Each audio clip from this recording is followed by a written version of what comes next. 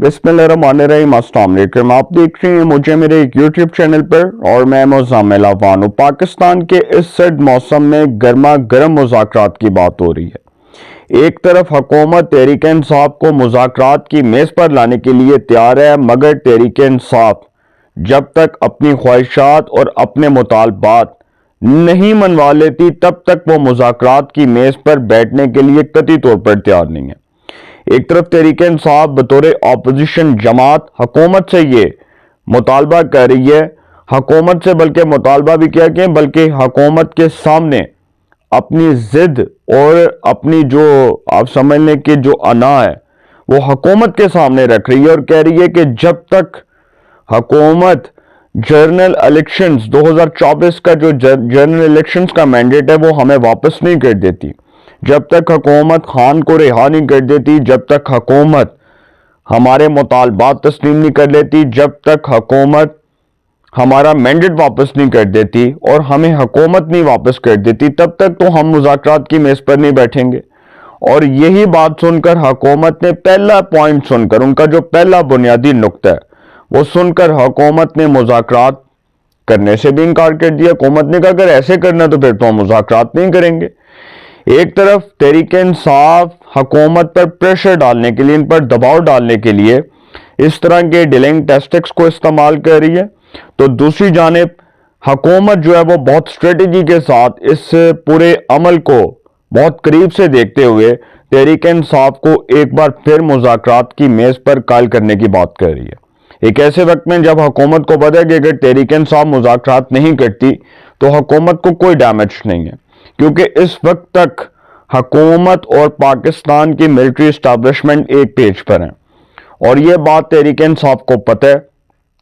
कि हुकूमत के खिलाफ अगर कोई मैसिव मूवमेंट चलानी है, अगर कोई तहरीक चलानी है तो वो तहरीक की भी एक परफेक्ट टाइमिंग होनी चाहिए, एक ख़ास वक्त मुकर्रर होना चाहिए। ऐसे नहीं कि आज सर्दियाँ हैं तो जी आज ही बाहर निकल जाओ, आज ही सड़कें ब्लॉक कर दो, आज ही सड़कों पर प्रोटेस्ट करना स्टार्ट कर दो। इतनी सर्दी में, ठरने वाली सर्दी में कौन निकलेगा भाई? सवाल तो ये है। चलें आप फजलुर रहमान साहब को भी तैयार कर लें, आप महमूद अचकज़ई को भी तैयार कर लें, आप अलामा राजा नासिर अब्बास जिसकी अपनी कोई सीट नहीं उस शख्स की, खैराती तौर पे वो सेनेटर बना है, अपनी उसकी कोई जमात की हैसियत नहीं है। महमूद अचकज़ई साहब खैराती तौर पे लीडर ऑफ द अपोजिशन बने हैं। फजलुर रहमान साहब सारी जिंदगी हुकूमतों में बैठते रहे, आज वो अपोजिशन में बैठ के कह रहे हैं कि जी एस्टैब्लिशमेंट का रोल बहुत कॉन्ट्रोवर्शियल है, एस्टैब्लिशमेंट ने पाकिस्तान के अंदर ये कर दिया, फलां कर दिया, टमकान कर दिया। आज उनको पाकिस्तान की एस्टैब्लिशमेंट में नुक्स नजर आ रहा है, आज उनको पाकिस्तान की एस्टैब्लिशमेंट में गलतियां नजर आ रही हैं। आज वो इस मौजूदा निज़ाम को, इस हुकूमती निज़ाम को जो वो ब्लेम दे रहे हैं वो मौजूदा एस्टैब्लिशमेंट की क़यादत को दे रहे हैं कि जी आपकी वजह से ये हुकूमत जो है इक़्तिदार में, आप इनको लेकर आए। जब फजलुर रहमान साहब खुद हाथ पकड़कर हुकूमतों का हिस्सा बनते थे, जब वो खुद इन हुकूमतों से फ़वाइद लेते थे, तब उनको इन हुकूमतों में कोई नुक्स नहीं नज़र आता था, तब उनको ये एस्टैब्लिशमेंट बहुत अच्छी लगती थी। मुझे आज भी याद है कि फजलुर रहमान साहब जब भी हुकूमत में रहे हैं उन्होंने हुकूमत में रहकर हमेशा हुकूमत की साइड की बात की। वो फजलुर रहमान साहब पीपल्स पार्टी के साथ भी थे, नवाज शरीफ साहब के साथ भी थे। मोहतरमा जब वज़ीर आज़म थी तो मुझे याद है कि फजलुर रहमान साहब लीडर ऑफ द अपोजिशन हुआ करते थे कौमी असम्बली में। तो ये जो अपोजिशन है, इस अपोजिशन के पास सिर्फ इतनी नशस्तें हैं कि जी ये 85-86 लोगों की जो नशस्तें हैं कौमी असम्बली में, ये कोई 10-12 नशस्तें इधर से उधर उठा लें तो फिर कोई बात बन सकती है, लेकिन वो भी तब बन सकती है जब इनके पास कोई अक्सरियत हो। देखें, वज़ीर आज़म के खिलाफ अदम एतमाद लाने के लिए भी 172 अरकान की हमायत दरकार है। इस वक्त पीपल्स पार्टी जो है वो मुस्लिम लीग नून के साथ है और पीपल्स पार्टी और मुस्लिम लीग नून इत्तेहादी हैं और वो कभी भी नहीं चाहेंगे पीपल्स पार्टी वाले कि वो नून लीग से इत्तेहाद तोड़ के पीटीआई के साथ बैठ जाएं। अगर वो पीटीआई के साथ बैठेंगे तो डेफिनेटली फिर उनको वज़ारत उज़्मा पीटीआई को देनी पड़ेगी, तो पीपल्स पार्टी तो ये रिस्क लेने के लिए तैयार नहीं है। अब पीपल्स पार्टी की जो 85-86 सीटें हैं कौमी असम्बली में और ये पीटीआई की तकरीबन 85 इनकी भी बनती हैं, इनकी भी तकरीबन 80 के लगभग हैं, तो ये मिलाकर भी نمبرز پورے نہیں ہوتے، پھر یہاں سے 10-12 نمبرز اگر آپ اٹھا لیں پھر عدم اعتماد آ جاتی ہے، تو وزیر اعظم فارغ ہونے کے بعد کہ خان صاحب اقتدار میں آ جائیں گے؟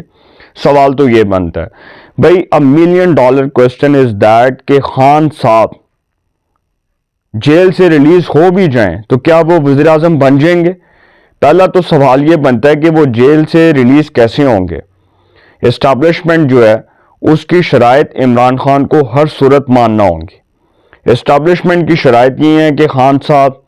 اپنے گناہوں کا کفارہ ادا کر لیں، جو انہوں نے جرائم کیے ہیں سنگین جرائم، اس پر وہ توبہ کر لیں، توبہ طائف کر کے معافی مانگ لیں، تو پھر ہو سکتا ہے کہ ان کو جیل سے رہا کر دیا جائے، کیونکہ پاکستان کی اسٹیبلشمنٹ کو تو اس پولیٹیکل نظام کے اندر کوئی انٹرسٹ نہیں ہے، ان کو پولیٹیکل پارٹیز کے اندر کوئی انٹرسٹ نہیں ہے۔ حکومت نے جو مذاکرات کرنے ہیں پاکستان تحریک انصاف کے ساتھ، حکومت نے مذاکرات پاکستان کی اسٹیبلشمنٹ کی ایما پر کرنے ہیں اور پاکستان کی اسٹیبلشمنٹ کی عشیر بات سے کرنے ہیں۔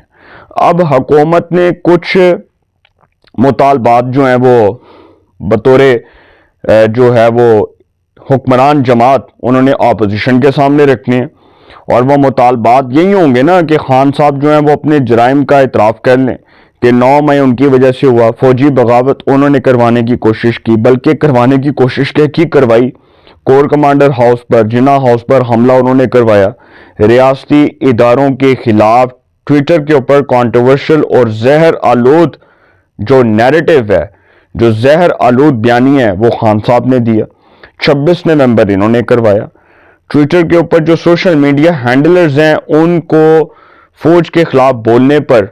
مجبور کیا، ان سے کیمپینز کروائیں۔ وہ جو باہر کے ملک میں بیٹھے ہوئے ہیرے ہیں، وہ جو یوٹیوبرز ہیں جو خان کے نام پر جھوٹ بول کر ڈالرز کما رہے ہیں، جو اپنی سکی ماں کو بیچنے کے لیے تیار ہیں، خان کی محبت میں اپنے ویوز کے چکر میں وہ اپنی ریاست جیسی ماں کو بیچنے کے لیے تیار ہو چکے ہیں، تو سر وہ خان صاحب کے ایما پر، ان کے اشاروں پر کام کر رہے ہیں۔ اب جو پاکستان کی ریاست ہے، اگر کوئی سمجھتا ہے کہ وہ آنکھیں بند کر کے سوئی ہوئی ہے یا ستو پی کے سوئی ہوئی ہے، تو سر پاکستان کی ریاست کے پاس یہاں تک ثبوت موجود ہیں کہ خان صاحب اور ان کی ہمشیرہ علیمہ خان کس طرح ریاست کے خلاف زہر آلود بیانیاں بناتے ہیں، بلکہ یہ باقاعدہ طور پر آڈیوز بھی آ چکی ہیں۔ اور مجھے پرسوں ہمارے ایک دوست ہیں جو ہم نیوز میں ہوتے ہیں،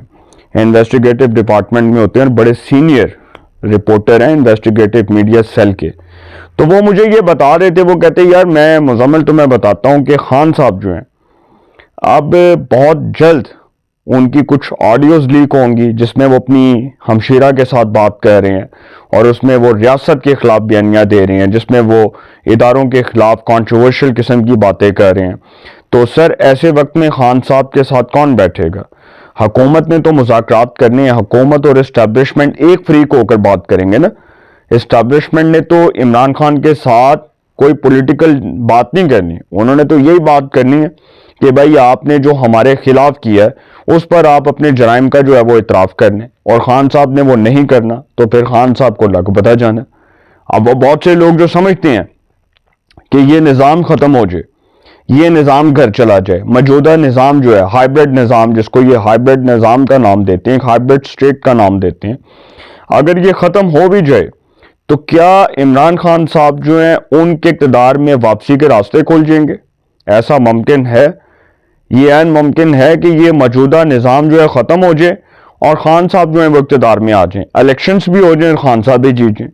بھائی خان صاحب کے اقتدار میں آنے کے جو راستے ہیں وہ تقریباً بند ہو چکے ہیں، آلموسٹ 92% جو خان صاحب کے راستے تھے نا پاکستان کے اقتدار میں آنے کے، وزارت عظمیٰ کے جو سہانے خواب انہوں نے دیکھے تھے، وہ خواب چکنا چور ہو چکے ہیں، وہ خواب، وہ ارمان بڑی بری طرح ٹوٹ چکے ہیں، ان پر پانی پھر چکا ہے۔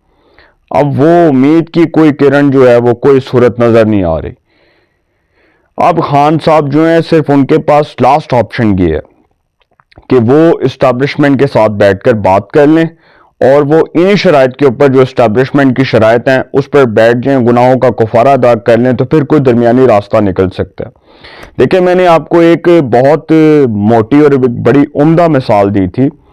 جب محترمہ کے ساتھ جنرل اشفاق پرویز کینی بطور نمائندہ DGISI مذاکرات کرتے تھے دوحہ قطر کے اندر،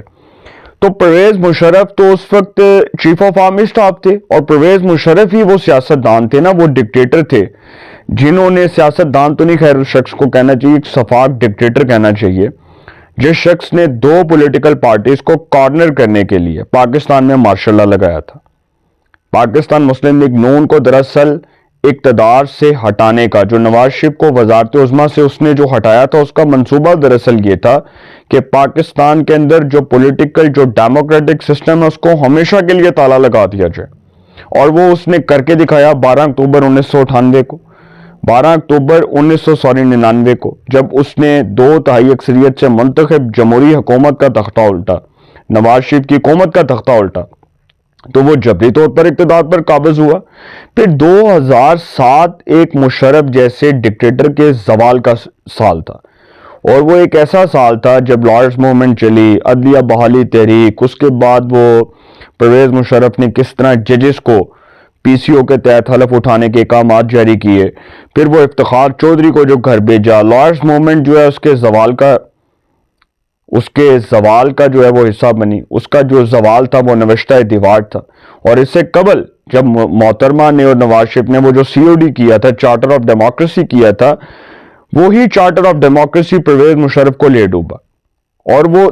صرف یہ نہیں کہ 2 پولیٹیکل پارٹیز آپس میں مل گئی، اسٹرانگ ہو گئی تو پرویز مشرف فارغ ہو گیا، سر اس وقت فوجی قیادت پرویز مشرف کے خلاف ہو گئی،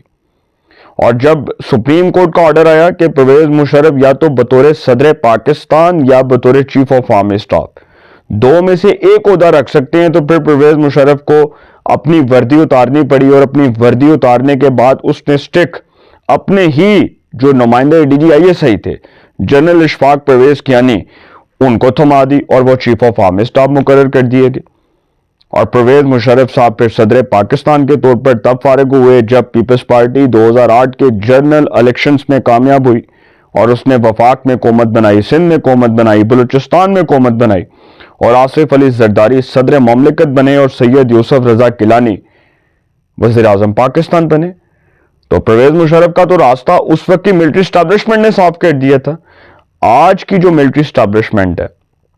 اس کو یہ اعزاز جاتا ہے کہ پاکستان کی تاریخ کا ایک طاقتور ترین جنرل سید عاصم منیر، جس پر پوری امت مسلمہ، پوری دنیا کو فخر ہے،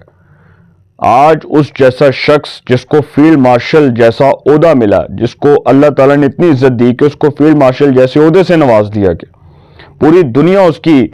جو ہے وہ صلاحیتوں کی، اس کی قابلیت کی معترف ہے، پوری دنیا اس کو داد پیش کر رہی ہے کہ ایسا انٹیگریٹی والا پاکستان کے اندر سپہ سالار نہیں آ سکتا۔ تو سر یہ جو نظام ہے یہ مزید مضبوط سے مضبوط تر ہوگا، اور آپ دیکھیں گے کہ جو خان صاحب ہیں ان کو کوئی اس نظام میں سپیس ملتی نظر نہیں آ رہی۔ مذاکرات مجھے نہیں لگ رہا ہوں گے، اور مذاکرات اگر ہوئے تو وہ اسٹیبلشمنٹ کی شرائط پر ہوں گے، جس کو خان صاحب شاید قبول کرنے کے لیے تیار نہیں ہوں گے۔ اپنی رائے کا کمنٹس میں ضرور اظہار کیجیے گا۔ انشاءاللہ ایک نئے سیگمنٹ کے ساتھ پہ ملاقات ہوگی۔ آپ اپنا بہت خیال رکھیے گا۔ اللہ نگہبان۔